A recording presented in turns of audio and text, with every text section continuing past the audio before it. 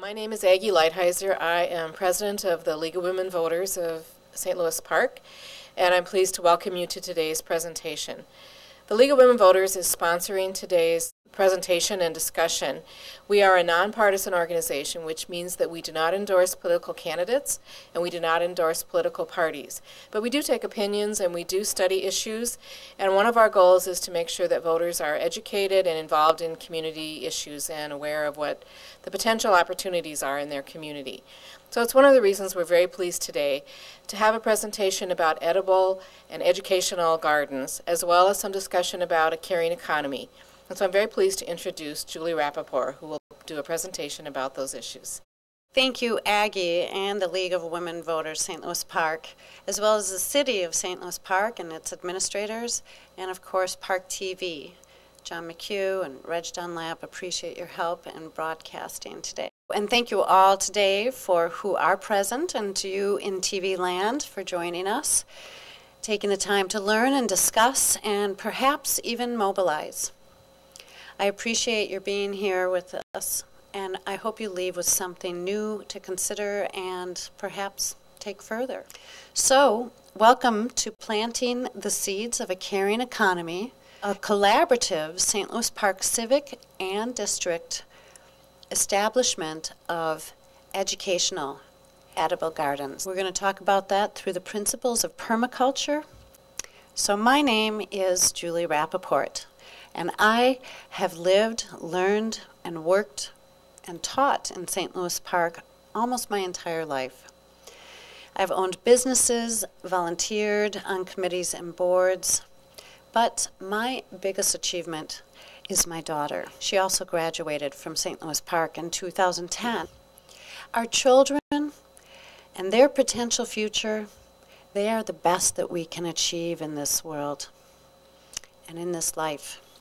So I'm here today to make an initial proposal to our award-winning school district, our award-winning city, and to our community members to consider reaching beyond the 2004 Farm to School initiative, but as the leading community we are, to initiate educational edible gardens, a program that will not only foster and provide education and organic food for all grades, but community education at all levels throughout the full year, as well as supplementing our caring organizations like STEP, Meals on Wheels, Fair for All, Pack the Backpack, and to our community's vulnerables. Last month, in February, we were sponsored and brought 4 of our 5 members of the core team from St. Louis Park to the University of Minnesota Arboretum's Conference on Schoolyard Gardens. The core team consists of Sarah Thompson, District Communication Manager, Lisa Green, Community Education Director, Lisa Campbell, Kid Space Director, Charlie McChesney, Service Projects Coordinator, and Lisa Abernathy, Parks and Recreation Coordinator. There are many more that are eager to join on this campaign from the few information sessions I've already had. It was an inspiring day with speakers from many neighboring districts already implementing the created curriculums and filled with more information than I can provide you today. So sustainable, recreational, profitable, educational, and charitable in nature, these vital educational edible gardens address needs across all demographics found in St. Louis Park. Today's forum is to advocate for a future in which we measure, invest in, and grow those activities that honor our children and our planet and bring meaning, vibrancy, sustainability, and real wealth to our lives by incorporating caring economy principles into our community and schools. While I'm not an economist or an expert, I am dedicated to lifelong learning and sharing of knowledge and skills. I'm currently in 2 programs that align with that, with today's discussion. First, I'm in training with the Center for Partnership Studies. The Caring Economy campaign has a conversation leadership program that you can be certified in. The program has helped me become ready to take a leadership role in a new conversation that finally connects the dots between the quality of our investments in care for humans and the earth and the true prosperity of our families, our communities, our organizations, and our nations. This presentation today is actually my culminating practicum project. I'm also currently enrolled in the Permaculture Research Institute Cold Climate's Urban Farming Certification Program. This is a really incredible place, and as one of our audience members knows, has information across the board on permaculture, on sustainability, on programs that are being offered around the metro area. So I'm also a filmmaker, and I do hope to document this process, that we can share it with other communities and districts as a model for incorporating a caring economy with educational, edible gardens into their mission. So a quick overview of today is breaking down that title, defining and giving light philosophical backgrounds of the terms, and then asking how does this fit into our district and civic mission statements, and what comparables are already manifested from which we can call what's right for our community, what funding is available and what funding is necessary, and what curriculum is already available, and in what ways may we make positive changes toward these goals and initiative. The presentation will also facilitate an opening conversation on what is the real wealth of our community economy, and what is our purpose under this conversation as a community.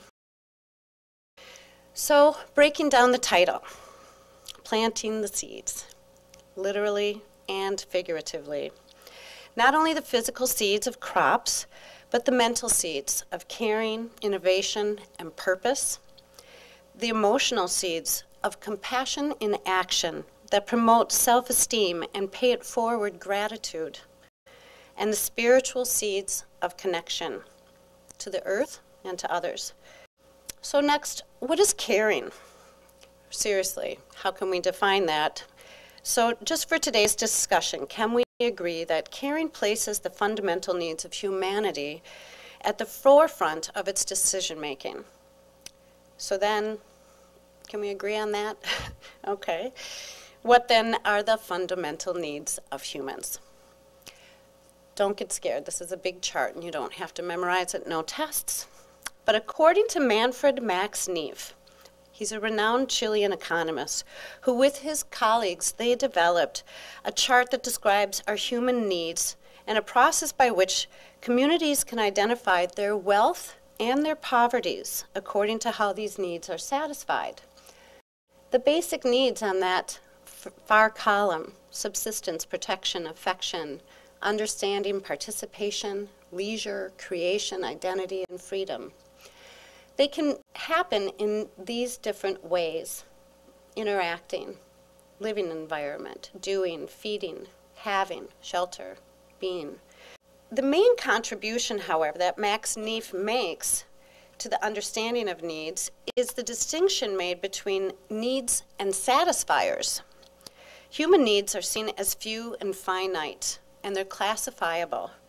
Not only this, but they're constant through all human cultures and across historical time periods.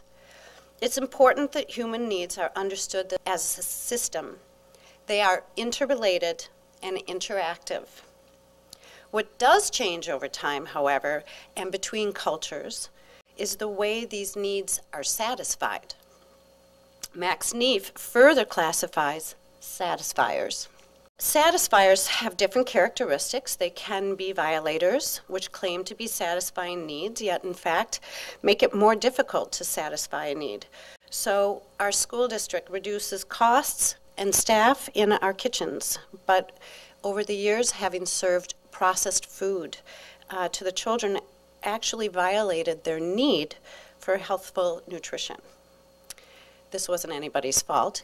This was a way things happened over the years, and we'll talk about that later. Pseudo-satisfiers claim to be satisfying a need, yet in fact have little to no effect on really meeting that need. So hoarding is a pseudo-satisfier. You think you need, you think you need, you think you need, but really it just piles up, and eventually, if it's food, it might rot. Inhibiting satisfiers promoted as satisfying in a particular need, but in fact they destroy or inhibit the possibility of satisfying another need. So commercial television is supposed to help us with recreation, but it does interfere with understanding, creativity, identity. And then there's single satisfiers. They meet one need with a new behavior. So, for example, bottle feeding meets a need, but it doesn't meet all the needs that breastfeeding does. So synergistic satisfiers, those are the cases where one behavior meets multiple needs simultaneously. So we mentioned breastfeeding because it meets the needs of sustenance and protection, affection, identity, but also there are things like preventative medicine and meditation, educational games. So, guess what? Educational edible gardens are synergistic satisfiers. Let's move on and talk about what are economics. If you look it up, it says the branch of knowledge concerned with the production, consumption, and transfer of wealth, or the condition of a group or region as regards material prosperity. However, the origin of the word is denoting the science of household management, and that's taken from a treatise by Aristotle. The science of household management. Now, most people had gardens throughout the ages. The Western ideas of development and progress are seen by many as a root cause of, say, rainforest destruction and other aspects of the global ecological crisis. But what are our alternatives? Development, as it is, assumes that human beings are driven by a limitless need and craving for material possessions. But Max Neef's conceptions of what human beings' needs are and what motivates them is fundamentally different. If they operated according to Max Neef's assumptions rather than those of most economists, then the choices they make would be radically different. Today's discussion will focus on the original and present meaning of economics, together along with the descriptor caring. And hopefully after today, caring economics will no longer be an oxymoron, at least to this audience. So I came to discover the Caring Economy campaign work through my association with the University of Minnesota's Center for Spirituality and Healing. I graduated there in 2007, utilizing many of the center's courses towards my degree. I'm going to share with you just a quick, broader context of the Center for Partnership Studies Caring Economy campaign. And the first one is public policy work. And it's primarily focused on the development of social wealth indicators, measures of real economic health designed as an alternative to the GDP. Does anybody know what the GDP in Bhutan is? They measure it based on their people's happiness. Very different. So then leadership and learning programs for training leaders to help change the conversation about economics in the community and our organizations. As I mentioned, this is my final practicum. And third is movement building, creating and leveraging connections between individuals and organizations with common interests, such as bringing educational, edible gardens into our community. The leadership program focuses on this book, The Real Wealth of Nations, by Riane Eisler. And in it, she describes what she considers our real wealth. Well, our real wealth is our human capacity and nature capital. But basically, she gives value to what has been unvalued in our teachings, and her perspectives of economics and its indicators. She calls for a new teaching of economics and what their indicators are, as well as how to apply them. So just what is a caring economy? Let's make sense of this pairing of the two words that we're not used to hearing together. At the heart of the Caring Economy campaign is a simple equation that until now has been generally ignored, that care equals prosperity. Care equals prosperity. They actually have provided evidence that caring is not only important in human and earth terms, but it's also important in financial terms. Caring pays off in dollars and cents. And to understand how and why this is true, let's first take a look at the full meaning of the word prosperity. So I invite you to take a moment and picture in your own mind some of the things that bring the greatest fulfillment and happiness and value to your life. So let's share some of those. Anybody? Your grandchild. Anyone else? Children. Camp. Being outdoors in nature. Relationships. How many of us mentioned that column? Column A. None of us really said anything there. However, we did mention our relationships. And we did mention being outdoors. I think camp kind of equates to outdoors most of the time. So our real wealth basically is from our experiences. Our true prosperity is when we have all three of these types of wealth. So in her book, The Real Wealth of Nations, she shows that once we understand our real wealth consists not of things, but of our connections to people and to our planet. And then we can start asking very profound new questions. What is real wealth? And how is it valued? And what kind of economy grows real wealth? And what purpose is there in caring? Another question, what kind of economy gives value to the activities that most support and advance human survival and human development? And for today specifically, how do educational edible gardens help establish caring economics in our community and our schools?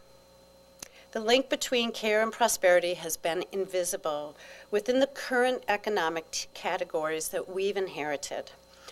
And therefore, households have been viewed only as sites for economic consumption rather than also as indicators of production. Many times, caring for children is only looked at as reproduction rather than production. The feeding of the family, the taking care of the things that happen is actually, if it was in a business, production. The first step is to recognize that the work of care and caregiving that happens in households and in our communities and in our natural environment, that's what actually grows our real wealth.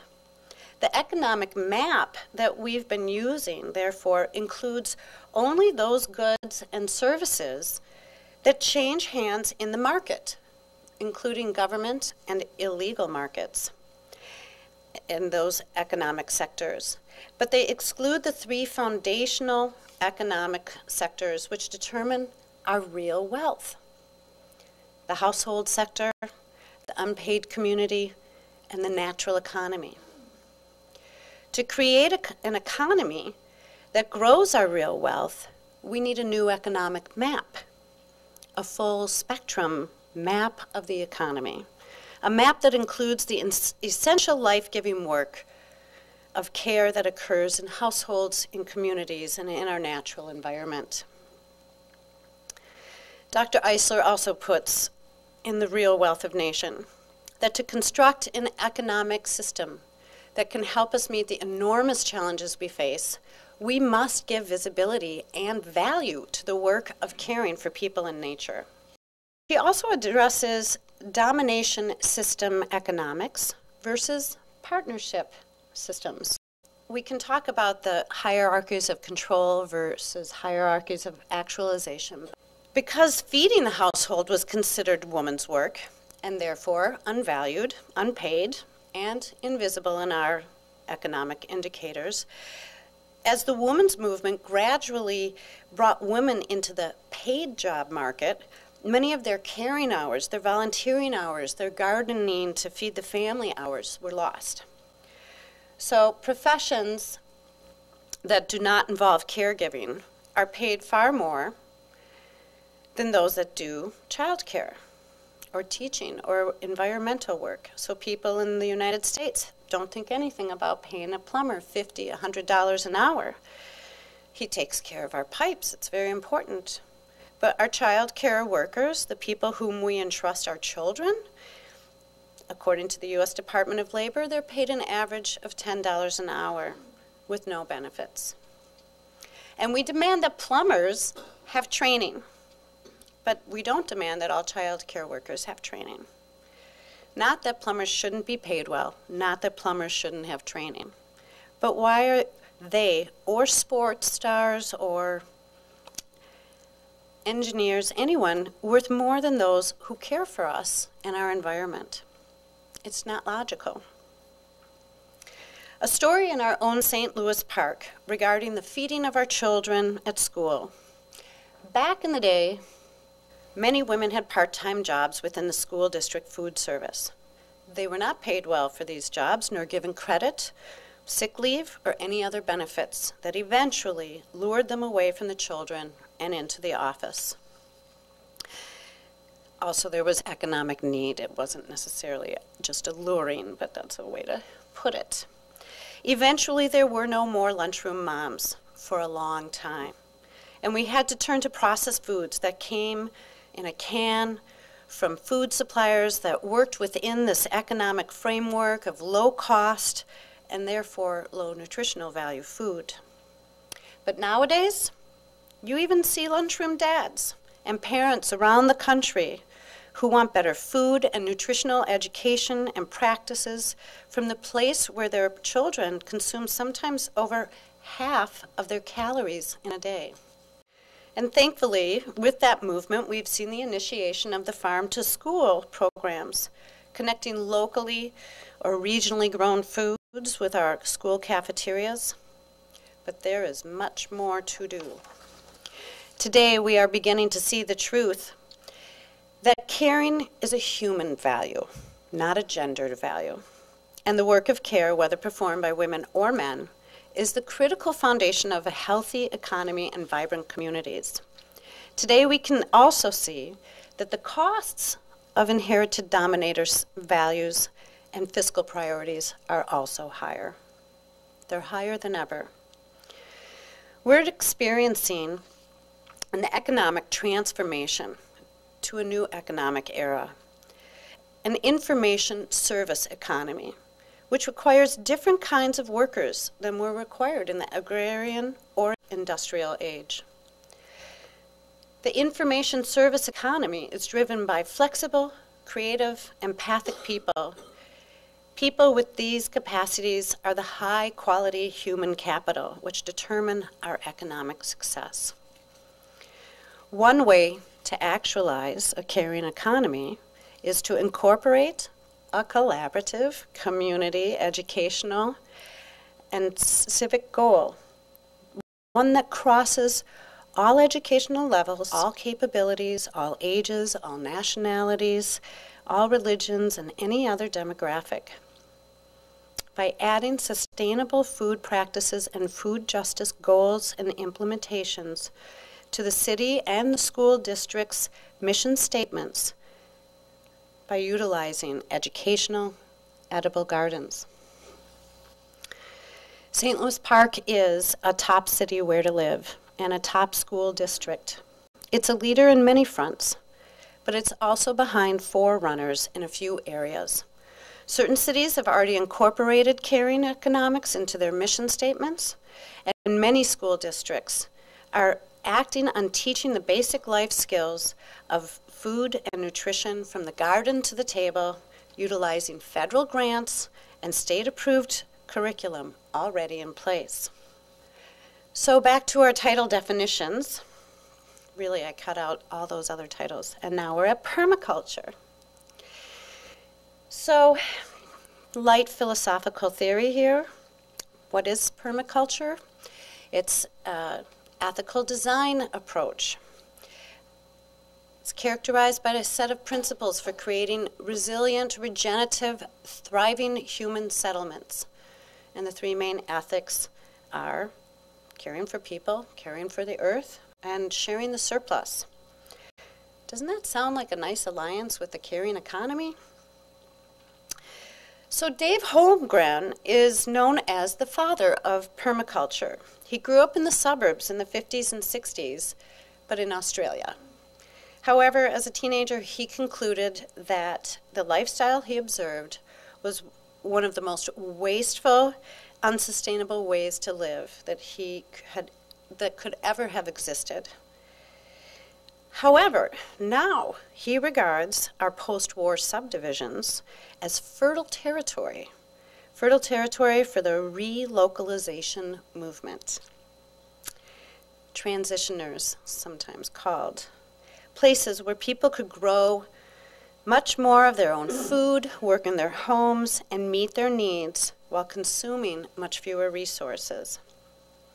Why the change in perspective? Well, he sees opportunities from what he calls energy descent. In his speech, entitled Retrofitting the Suburbs for Sustainability, a Resilient Future, Mr. Holmgren argues that instead of rebuilding a denser city, we should aim to adapt what we've already got. From a permaculture perspective, the suburbs are a great place for incremental retrofitting and behavioral adaptation that can easily be replicated in the energy descent future. So the retrofitting of our existing suburban landscapes to make them more agriculturally and economically productive places that can sustain resident households and communities, it's always been central to the permaculture agenda.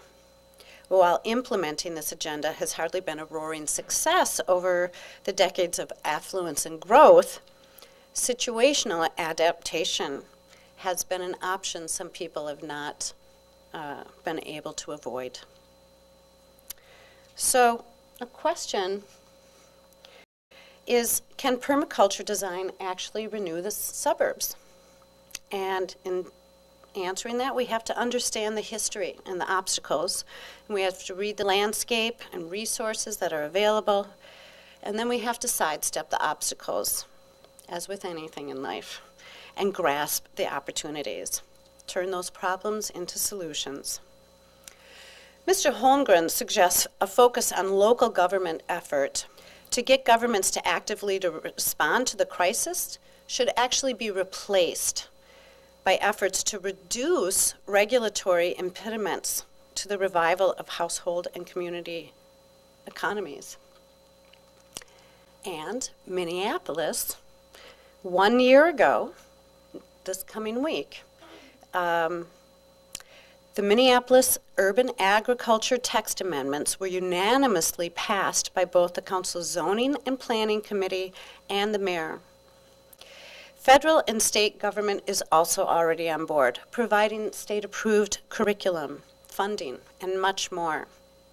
Like this Minnesota Agriculture in the Classroom, School Garden Guide for kindergarten through 12, teachers to help them schools implement a new level of food quality, food education, sustainability, and caring initiatives. Progress is happening here in St. Louis Park, as I'm already in discussion with teams from within the school and the city and the private sector. But with many examples from other cities, Minneapolis could not do other than what will ultimately be needed for many cities as our economy and our energy descent. We can take from Minneapolis and the many other cities coming on board the templates of what suburban farming policies could look like, beginning an action plan process to be picked up and continued by a coalition within the community that fosters movement from the food system we now have toward the one we envision, Well, a new set of policies and priorities might include some of the platforms found in Minneapolis and these other cities. And the list is growing. Don't forget I mentioned that I'm collecting all this data in Dropbox, and you are welcome to peruse it, so you don't have to take any notes or feel like you'll forget something, and I'll show it to you again later. So, why do we put this forth to our civic and our school district leadership? Well, who's responsible for our key decisions? Who has the relevant expertise or information? Who are the implementers of key decisions? Who's going to be affected by those decisions? Who needs to be informed of those outcomes? The question for us is, what is the next step after today? And then, moving into our next step, is what is our civic and our school district's ethical leadership mission statement? The City of St. Louis Park deliver responsive municipal services to ensure a safe, welcoming, and vital community now and in the future. And then it says underneath, this is taken right from their website, workplace values. And I thought, well, then if they're suggesting workplace values, where are the civic values? Why is that even not addressed? Maybe it's there and I missed it, but I looked. So respect. We are stewards of the public who contribution. We're committed to lifelong learning and stewardship. We're responsible for our community's human, environmental, and financial resources.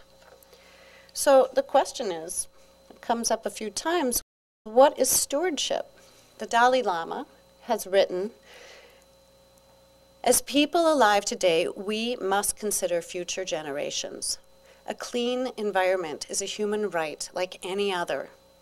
It is therefore part of our responsibility toward others to ensure that the world we pass on is as healthy, if not healthier, than we found it. Optimum cultural health. Could that maybe be equated to real wealth? Optimum cultural health is expressed in most cultures as a balance in 4 areas: leading, healing, visioning, and teaching. It's important to understand that these 4 ways are universal. They're available to all humankind, regardless of the context, culture, structure, and practice. The Fourfold Way program, which I saw through the Dalai Lama Fellowship website, is structured to develop all 4 areas with equal emphasis because usually we're better at one than another. And so we work to incorporate each of these things into ourselves, our homes, and our communities. The way of the warrior or leader is to show up or choose to be present. The way of the healer or caretaker is to pay attention to what has heart and what has meaning. The way of the visionary or creative problem solver is to tell the truth without blame or judgment. And the way of the teacher or counselor is to be open to outcome, not attached to outcomes. These definitions are drawn from the Dalai Lama's book, Beyond Religion. So let's move into St. Louis Park, then, since our last thing was on the way of the teachers. And their strategic plan as a caring, they do have caring in it, diverse community, putting children first, ensuring highest level of achievement. Everyone gets quality opportunities for lifelong learning through multiple pathways to excellence. Interesting that all students will voluntarily and continually contribute to society. And all community members will be involved in learning opportunities of interest to them that are intellectually engaging, community enriching, physically energizing, and enhance the spirit. Well, guess what? educational edible gardens are synergistic satisfiers we talked about earlier, but they fulfill city and district mission statements. If we just go back and we talk about intellectually engaging, community enriching, physically energizing, enhancing the spirit, it's all in that one sentence. Other things about St. Louis Park School District is their beliefs that everyone has intrinsic worth, that everyone has the capacity and the responsibility to contribute to the well-being of others. They have many more beliefs that are all beautiful. But we're going to move forward with cooperation of the city and district and community, we can create another driving force toward a standard of achieving excellence through the multiple pathways to success and lifelong learning, prepping our students and our citizens for the college of life, meeting the goals and objectives of the mission statements to achieve ultimate success of caring for people, the earth, and sharing our surplus with those in need. So, how do community educational edible gardens apply to economic measures found in a caring economy? Well, they teach the economic value of caring and caregiving work. Feeding people is noble. It's not just woman's work that is unvalued. And they pay attention to marginalized populations by service and teaches one to fish rather than just giving a fish to them one time.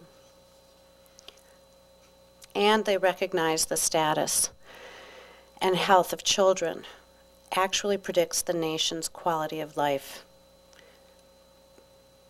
and their future economic success. So now let's move into educational gardens. What comparables are already manifested from which we can call what's right for our community?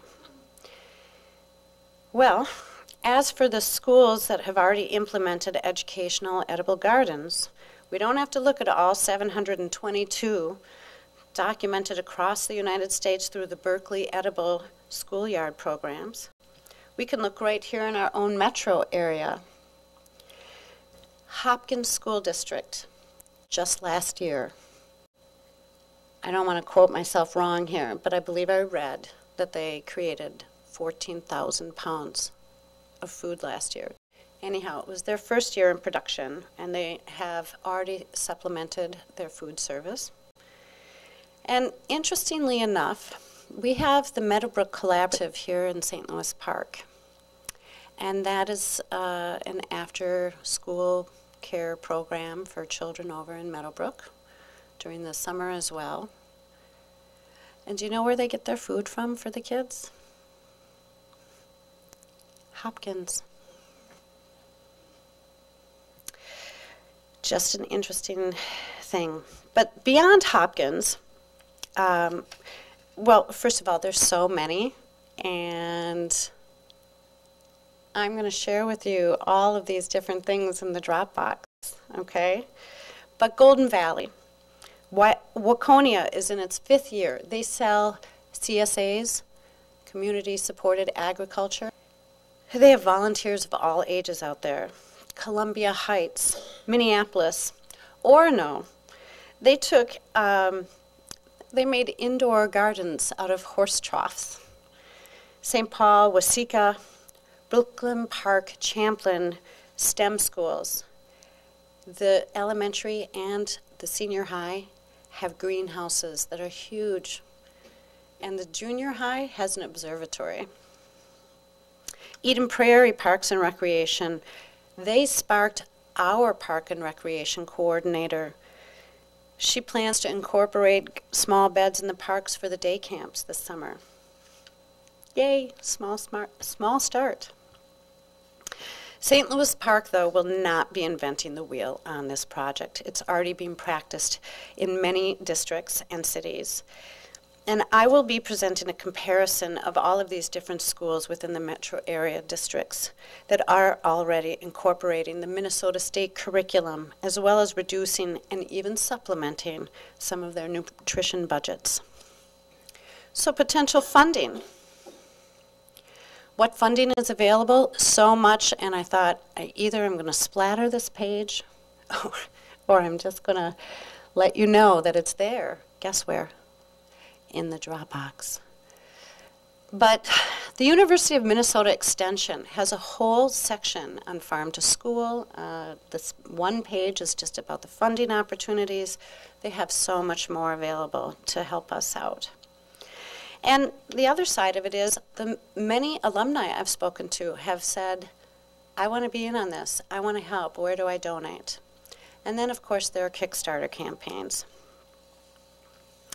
So let's move out of funding since we're really not there yet. But just to let you know, the USDA has two different levels of funding. The first one is for developing and initiating a plan, and that's up between $40,000 and $50,000. And the next one is between $100,000 and $150,000, and that's for implementation. So what curriculum is already available? It's going to be a little bit like what I just showed you, but honestly, it's hands-on applicable theory and experiential learning with state-approved curriculum. STEM, science, technology, engineering, mathematics, designing, forecasting, statistics, building, social justice, food justice, nutrition, such as in facts and life skills. The business DECA department, I've spoke to them about creating a business plan and bringing the surplus of food either to the farmer's market or selling it to restaurants or helping the school district lower their budget. How could they make a business plan? It even goes into history, civics and government policy making as well, and art. So, kids space and daycares, community ed, park and recreation camps, and community gardens. Right now I'm talking with Kids Space about bringing in a program that we might also do this summer at the Jewish Community Center. I've been in talks with people at the Arboretum. They do a Gardens in Residence in North Minneapolis. And I wanted to do it, but I wanted to bring it to St. Louis Park. And they said, well, you can come volunteer one morning a week in North Minneapolis and then take what we give you and bring it to St. Louis Park. So I will hopefully be implementing small gardens back at Kids Space. They lost their gardens last year. But I've also talked to people within the inclusion department. Yesterday, or 2 days ago, one from the Jewish Community Center's inclusion department. She told us a wonderful story about this inclusion department that started a garden, and they eventually started a business. And they are contributing to society, and they feel great about it. And service projects, of course, the students need to go through that, but many adults want to continue doing service in their future years. Our main goals are actually about building young or new leaders, promoting healthy bodies and minds, contributing to the positive identity of children and adults, developing and nurturing healthy relationships with people in the earth, providing healthy and organic produce for the school and the community, teaching sustainability and environmental and community stewardship. There's that word again. Cultivating practical life skills to prepare for the future, fostering psychological benefits of altruism and community contribution, and physical exercise. Educational, edible gardens improve social skills and behavior, environmental attitudes, and an appreciation for nature. So coming back to that whole GNP thing, anybody remember what the GNP for Bhutan is? Very good, yes. So today in this country and around the world, we still rely heavily on the gross domestic product, the GDP, a measure that was never intended to be a primary or sole indicator of economic health. But that's what tells us about our economic health and our comparative standing in the world.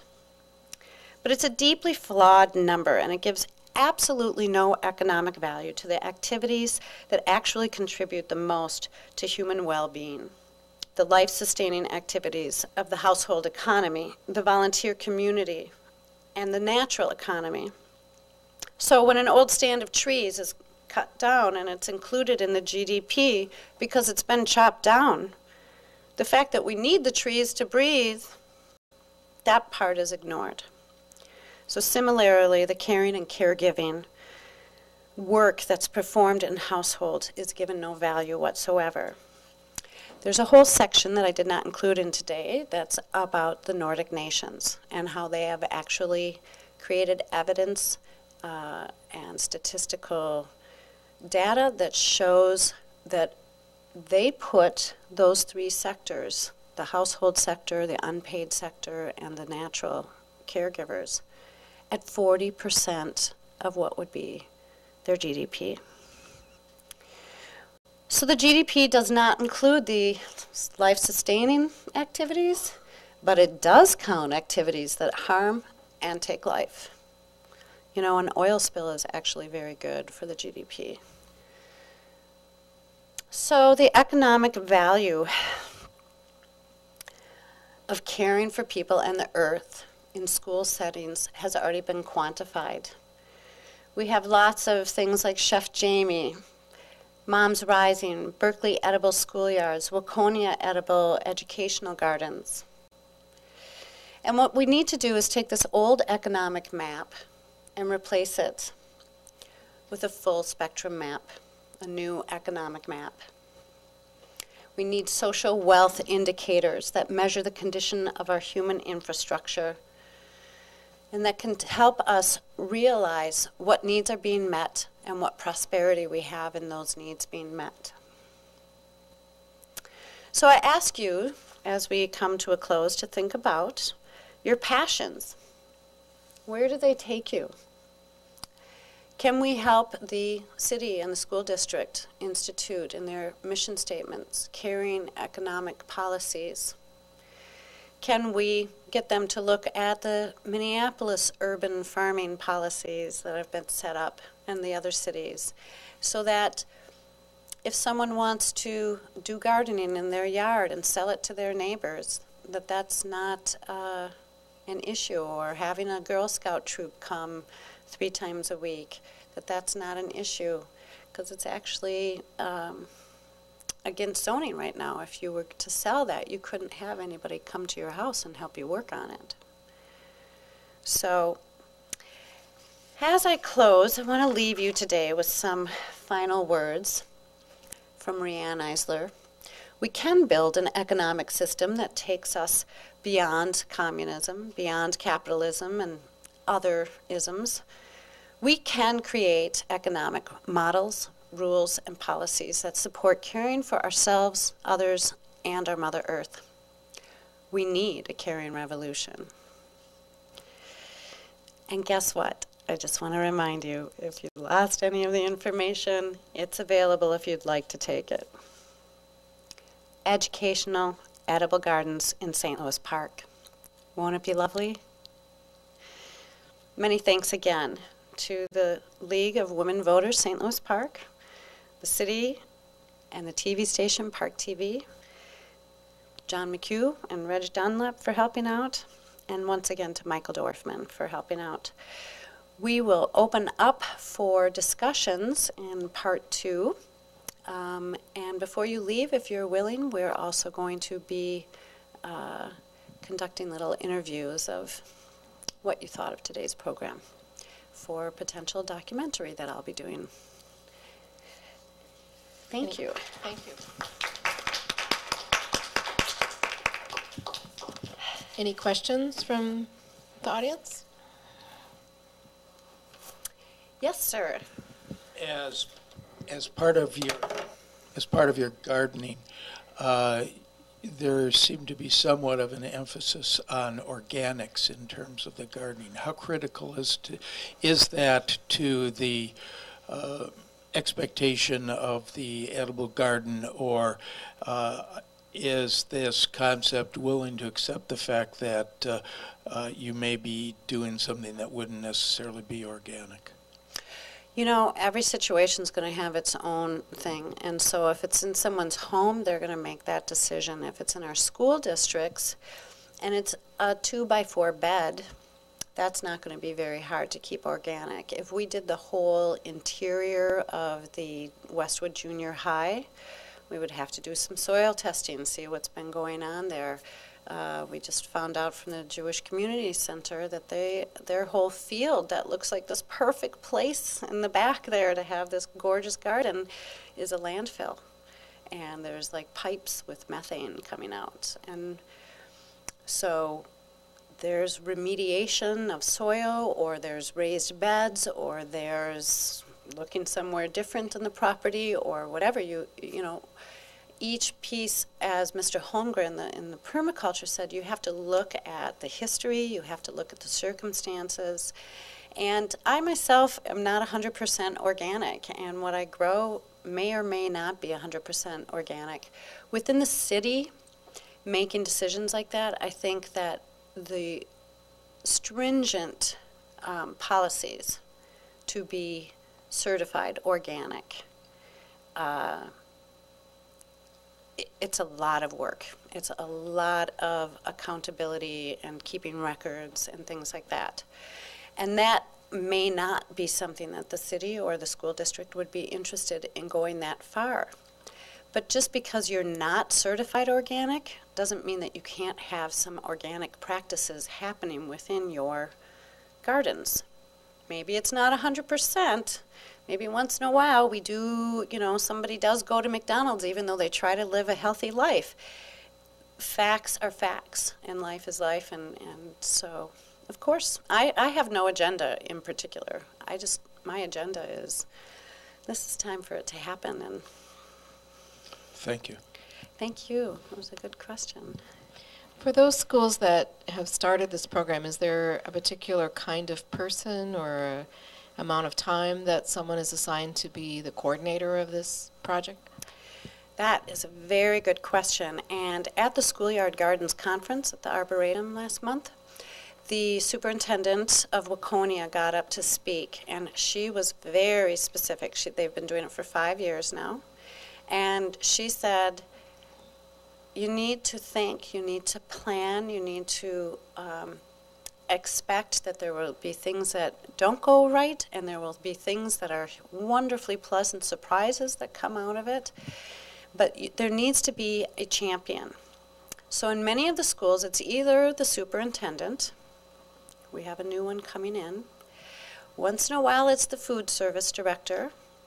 I don't think that will be in this generation. And very often it's principals or teachers that bring it in grassroots-wise, and it eventually spreads. But so does that answer your question? Sure.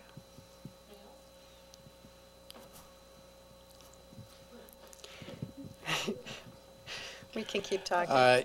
In your discussion, you're talking about funding sources, grants, and federal programs. Mm-hmm. And those seem to be directed towards what I'll call active education, the education of our youth in our secondary and our post-secondary and collegiate programs as well.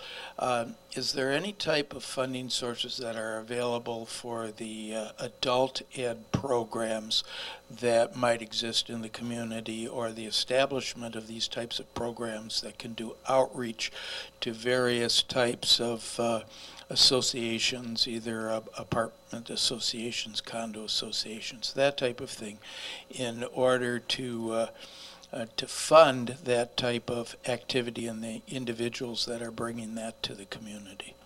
That's a very good question, Lynn. I believe that there are programs out there. Do you know of anything offhand? I believe that there are programs out there that cover a melange of situations, right? So most of them are about hitting at the kids.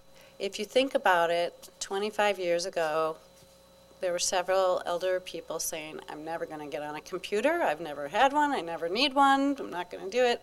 And by necessity, just about everybody has had to reform now.